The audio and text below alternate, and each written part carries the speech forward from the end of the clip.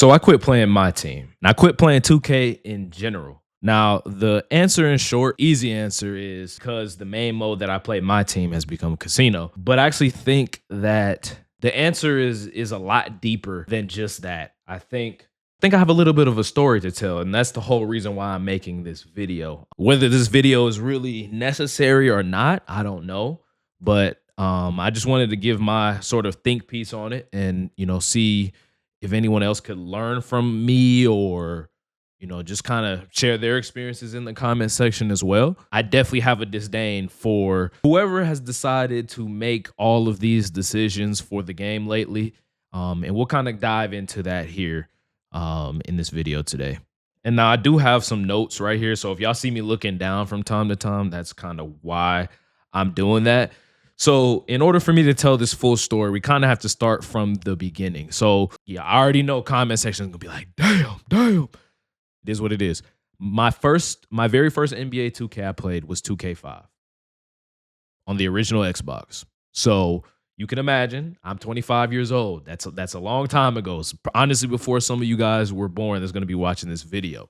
I've had every 2K since about 2K11. I didn't have 14, but every other 2K since then I have had, and I will not be buying 2K25.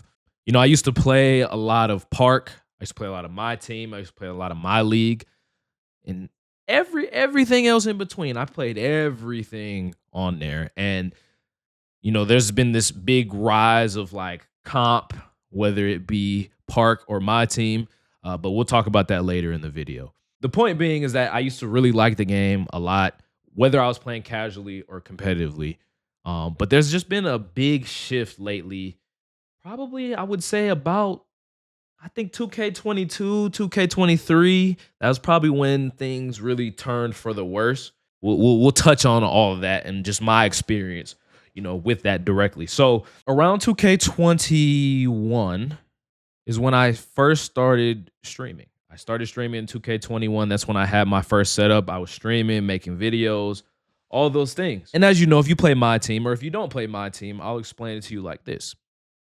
Obviously, my team has, you make your own, NBA team. You make a team of past, present, and future NBA players.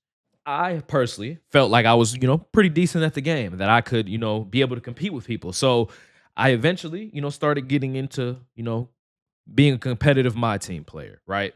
So about through 2K22, that's when I started joining tournaments, things like PLs, My Team Madness, and just all the other tournaments that were going on at the time. And obviously, I tried to go for 250. If you don't know what 250 is, it's a tournament that used to be in Pro-Am that, the winner earns $250,000. And I believe they added that in my team in 2K19. I'm not 100% sure on that, but I'm pretty sure it was in 2K19. So, fast forward to 2K22, that's when I first started actually trying to, qualify for 250. I wasn't successful, but I was able to, make a little bit of noise. I didn't really do too much, but I got my feet wet, got some experience. If you know anything about the My Team mode, you know that the biggest issue that has like plagued the community, I would say, is the fact that people were buying MT. I personally did not buy MT. I've never bought MT until 2K23. It's kind of where the curveball in this story kind of comes from, but we're not there yet. So just keep that in the back of your mind. We'll circle back to it here in a second. So prior to me buying MT, I was able to compete. Now I want y'all to keep in mind when I'm saying all this, I did all this no money spent. I was no money spent up until I bought MT in 23. I literally did not buy VC unless it was for like my player and stuff like that. But that in itself is a problem that I could probably have another video just as long as this video, if not more, talking about that. But we're gonna keep it my team. Obviously, I didn't have the best team, so I would say I was at a disadvantage. But I mean, realistically, a lot of the people that I was losing to, I probably wasn't gonna beat, even if I had a better team. But I'm not gonna try to say like, oh, I would have beat these people, blah blah blah. That's not the point. The point is I wasn't buying MT. So at a certain point, I kind of realized that, hey, if you want to truly make a run, if you want to make some noise, if you want to be the best that you can be, you got to do it. It's kind of, I hate to compare it to it like this, but it's like the steroid era in baseball, right? If everybody else is doing it and you're kind of putting yourself at a disadvantage by not doing it, is that morally wrong? Yeah, 100%. 100% it is, but sometimes you have to make decisions, and I made that decision to start buying MT in 2K23. Well, in the transition from 2K22 to 2K23, I started doing theme teams a lot on YouTube and streaming.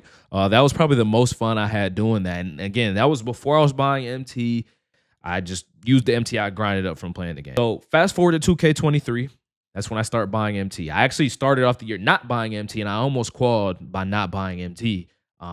The second qualifier. However, I was like, you know what? I got to try and just, see what I can do if I buy MT. So I start buying MT around like November, December-ish, right before the third qualifier. So at that point in time, I was making a decent amount of noise in comp and a decent amount of, success, winning some wagers here and there and things like that. So I'm like, I should have been buying MT a long time ago. And again, people at this point were buying MT.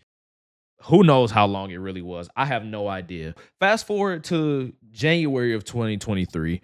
As you guys all know, I'm a UGA alumni. So I went to California for the national championship that year. That was the year Georgia won in LA. And we went out there and it was a great time. I had a great time. And on top of that, it was the same weekend that the 250 qualifier was, the one in January. Lo and behold, I ended up, qualing. I finished third that day, and I was able to finally make that goal of what I had set up for myself when I, first started making content and everything like that. That I was gonna qual for 250, and I did that. I was super happy, super excited. But again, I had to do it by buying MT. That's the key point in what I'm trying to make here. So fast forward, probably about a month later, I get an email. Actually, before I even got the email, the day before I got an email, that was when 2K decided to do the MT bans. So if you had purchased any sort of MT, you were banned automatically, 10 days, banned. No warning, nothing like that. And keep in mind, they didn't have any other warnings before this.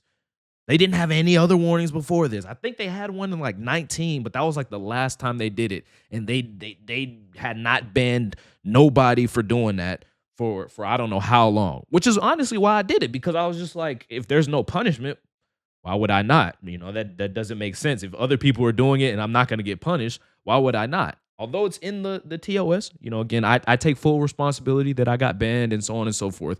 I'm cool with that. That's totally fine. However, I don't like how they handled it from the standpoint of 250.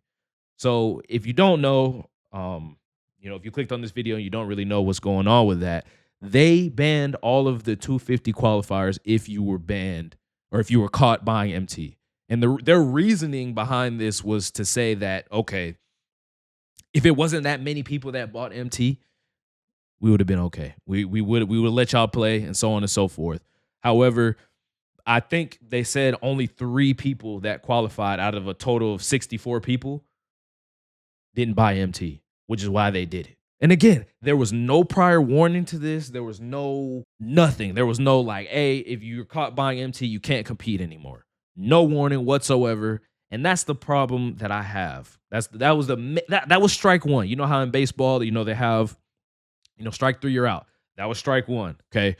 At that point, a really bad taste in my mouth. I'm like, I don't want to play this game. I can't believe they did this, so on and so forth. And again, I took full responsibility. I was like, I understand the ban, everything like that, but I think they went overboard with the 250 bans, and I think they did not handle it well. I think they should have said, hey, we're sending out a warning, and if they wanted to enforce it, they should have been enforcing it the whole year.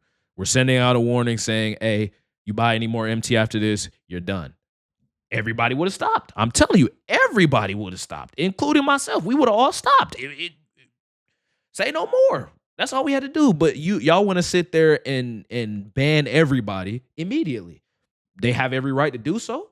But I think I thought it was a bad way to handle it. I truly thought it was a horrible, horrible, horrible, I want to emphasize, horrible way to go about it. I'm just like, I don't want to play 2K. So I stopped playing 2K for like, Honestly, I think it was about 2, 3 months. I was just playing other games. So about after those 2 to 3 months, I come back. I'm like, you know what?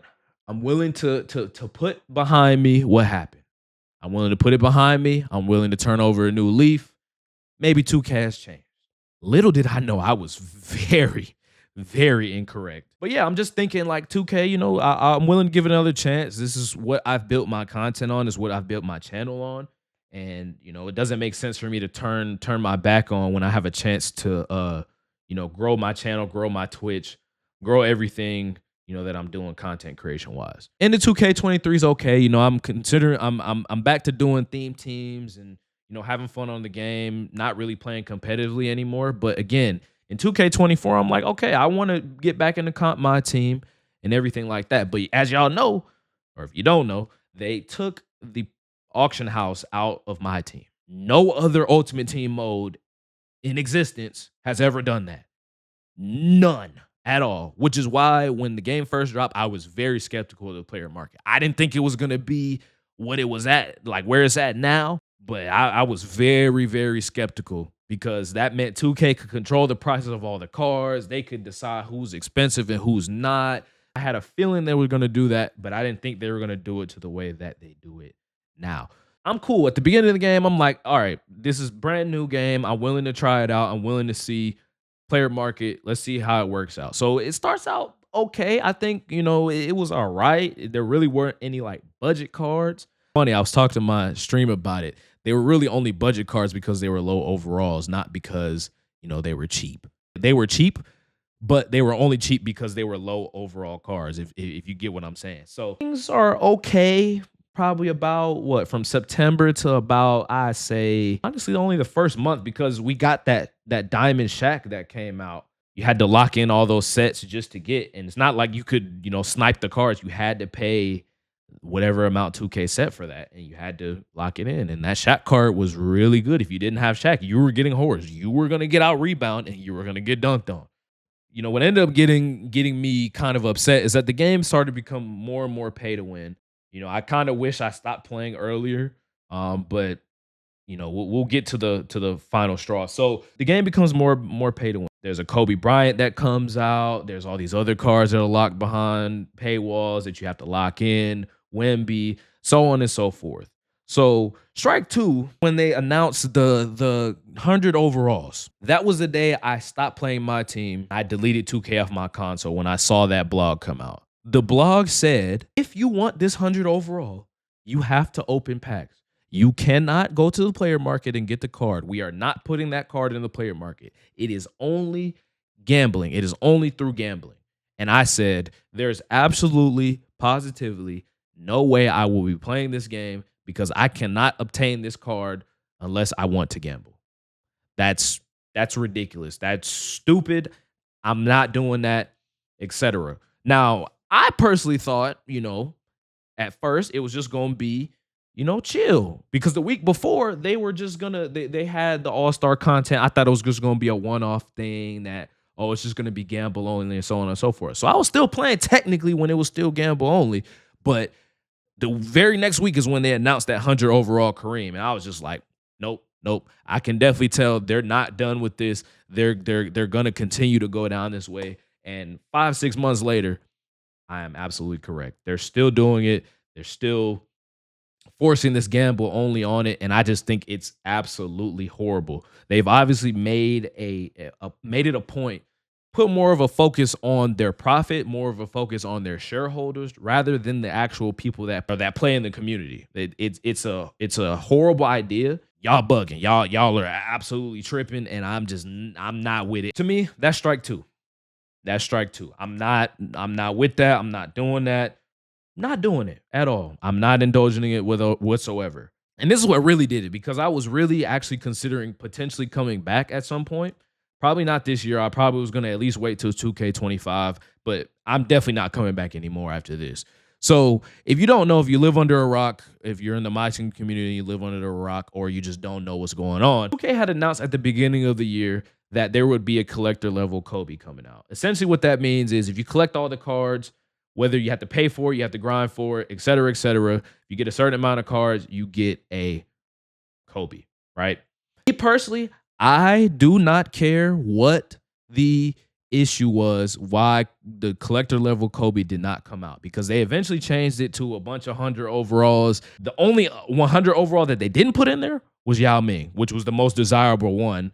So that in itself is already fucked up. The main issue was that, this Kobe Bryant that we were promised at the beginning of the year was never dropped. I've seen a lot of people speculating that, 2K has lost his rights, and I hope that's true, because the day they drop a GOAT overall Kobe Bryant, Twitter gonna be on fire. I'm just letting you know now, 2K, if y'all do that, good luck.